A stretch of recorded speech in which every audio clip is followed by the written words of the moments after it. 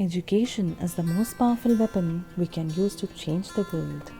Warm greetings to everyone. This is Mrs.Asha Arun from RSK Main School with my interpretation on the newly implemented National Education Policy 2020. The draft was prepared by an expert panel led by former Indian Space Research Organization Chief Dr. Kasturi Rangan. The National Education Policy 2020 (NEP 2020) was approved by the Union Cabinet of India on 29 July 2020. This new policy replaces the previous National Policy on Education 1986. Now let's speak into some of the salient features of this policy.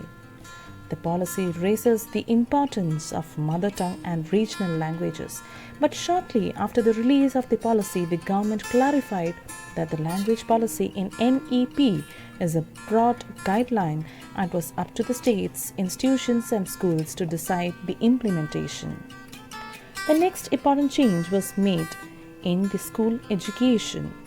The 10+2 structure will be replaced with 5+3+3+4 mode, which will consist of the following stages. The first one, foundational stage.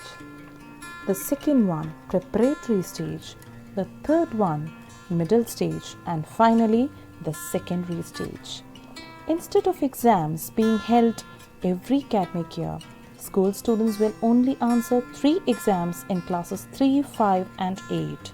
Board exams for classes 10 and 12 will be redesigned. To make it easier, students will be allowed to attend these examinations twice a year. Reduction in the curriculum load of students is also one noteworthy change made.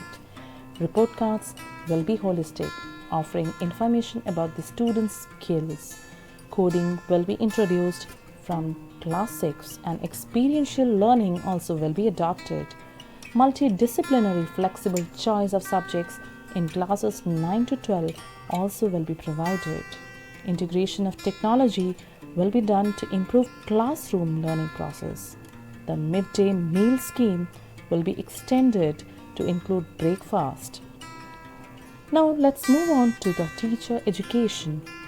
The NEP 2020 puts forward many policy changes when it comes to teacher and teacher education.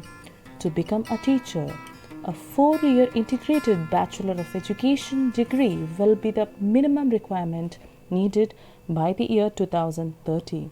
So dear colleagues, this was my interpretation, my analysis after going through the new education policy.